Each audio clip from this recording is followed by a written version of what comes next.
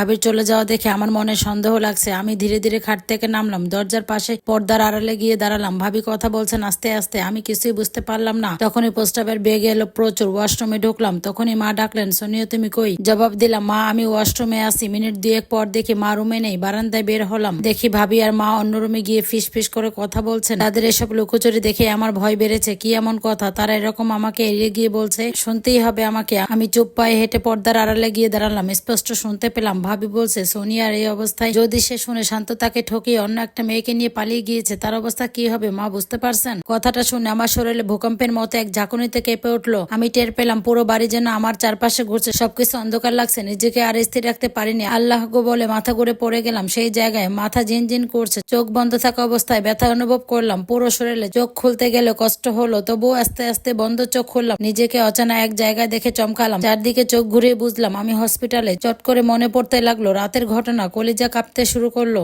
দরফর করে ওঠার চেষ্টা করে ব্যথা পেলাম। স্যালাইন লাগানো আমার হাতে। পেটে হাত দিয়ে আমার আত্মা শুকিয়ে গেল। পেটে আমার মালিক নেই, পেট খালি। জোরে কান্না করে দিলাম। ঠিক তখনই নার্স আসলো রুমে। জিজ্ঞেস করলাম আমার মা কোথায়, আমার বাচ্চা কই? নার্স বলল আপনি কেবিনে আছেন, আপনার বাড়ির সবাই আছেন এখানে। তখন আমি বললাম আমার বাচ্চা পেট খালি কেন? আমার নার্স চুপ থাকলো। আমি হ্যাসকা টান দিয়ে স্যালাইনের সুচ খুলে উঠলাম। নার্স শক্ত করে আমাকে ধরে রাখার চেষ্টা করেও পারলো না। নার্স তখন চেঁচিয়ে উঠলো, বলল রোগীর লোক কোথায়, পড়ে যাবেন তো উনি। আমি চিৎকার করলাম মা। ভাবি দৌড়ে এসে আমাকে ধরলেন, তুমি উঠছো কেন? আমি বললাম আমার মেয়ে কোথায় ভাবি? তখন সে বলল যে সে আছে, তুমি বসো তো, এখানে বসো। তোমার যা অবস্থা, এই অবস্থা উঠছো কেন? দেখো তো হাতে রক্ত বের হচ্ছে। মা আমার দিকে তাকাচ্ছে না, মুখ ঘুরিয়ে আছেন। কেঁদে কেঁদে ডাকলাম মাকে, আমার দিকে তাকাও মা, মুখ ঘুরিয়ে আসো কেন? মা এসে আচমকা আমার হাত ধরে কাঁদতে লাগলেন। আমি স্তব্ধ, কিছু টের পাচ্ছি, আমার শরীর ও কাঁপছে। তখন আমি মাকে বললাম কি হয়েছে মা? খুলে বলল, তুমি কোনো চিন্তা করো না। ভাবি আমার মাথায় হাত বুলাতে বুলাতে বললেন, দেখো আমার হাতে কিছুই নেই, সব আল্লাহর হুকুমে হয়। কাল রাতে তুমি এমন জোরে ফ্লোরে পড়েছিলে যে ভিতরে থাকা বাচ্চার চাপ সহ্য হয়নি। ডেলিভারি ডেট নিকটে হয়, আগে ভাগে প্রস্রাবের প্রক্রিয়া শুরু হয়ে যায়। হসপিটালে নেওয়ার আগেই বাচ্চার মাথা নিচের দিকে নেমে আসে। তোমার অমন ভাবে পড়ে যাওয়ায় বাচ্চার মাথায় প্রচন্ড চাপ পড়ে, অনেক রক্তও যায়। তুমি তখন অজ্ঞান ছিলা। তোমাকে আর বাচ্চাকে তাড়াতাড়ি হসপিটালে নিয়ে যাওয়া হয়। বাচ্চাকে এনআইসিইউতেও রাখা হয়। ডাক্তাররা অনেক চেষ্টা করেছেন, কিন্তু বাচ্চার মাথায় গুরুতর আঘাত লাগায় তারা হার মেনেছে। ঘন্টাখানেক আগে তার নিঃশ্বাস বন্ধ হয়ে যায়। আমি পাথর হয়ে বসে থাকলাম, বুঝতে পারছি না আমার সাথে কি হচ্ছে না হচ্ছে। তাল খেতে লাগলো মাথা।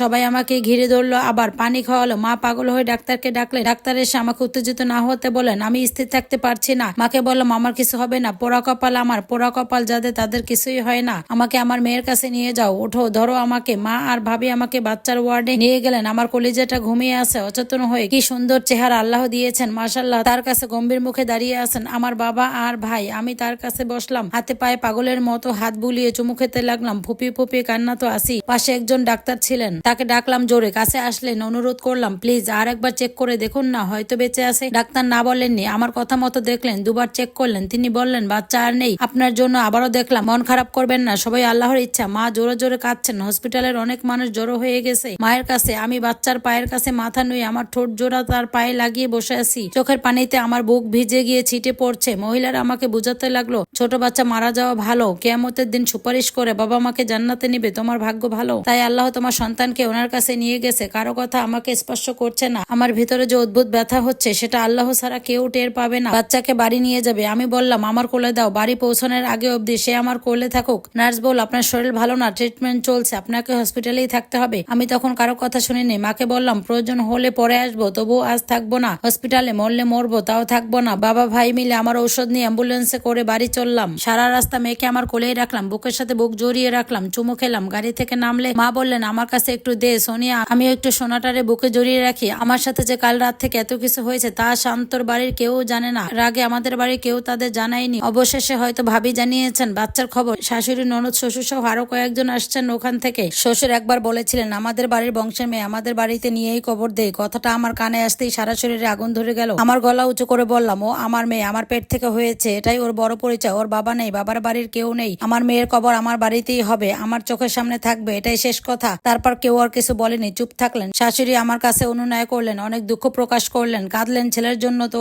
আর তাকে বা তার পরিবারের অন্য কাউকে দোষ দিতে পারি না। মেয়ের কবর দেওয়া হলো। হসপিটাল থেকে বাড়ি এনে কবর দেওয়া পর্যন্ত আমি স্বাভাবিক ছিলাম, কান্না করিনি। কিন্তু যখন তাকে কবর দিয়ে সবাই বাড়ি আসলো তখন আকাশ গাছ ভেঙে চুরে বৃষ্টি নামলো ধরণীতে। চারপাশ ঘন কালো অন্ধকারে ঢেকে গেল। আমার চোখ ঝাপসা হয়ে এলো, সব খালি লাগতে লাগলো। যার জন্য অধীর আগ্রহে অপেক্ষায় ছিলাম, যাকে কোলে পিঠে করে আদরে মানুষ করতাম, হেসে খেলে দিন যেত, সে আজ আমার কাছে নেই। আর আপনারা এতক্ষণ যে স্টোরিটা শুনছেন শুনছিলেন এটা মোটেও আমার জীবনের সাথে জড়িত না, এটা একটা আপুর জীবন থেকে নেওয়া।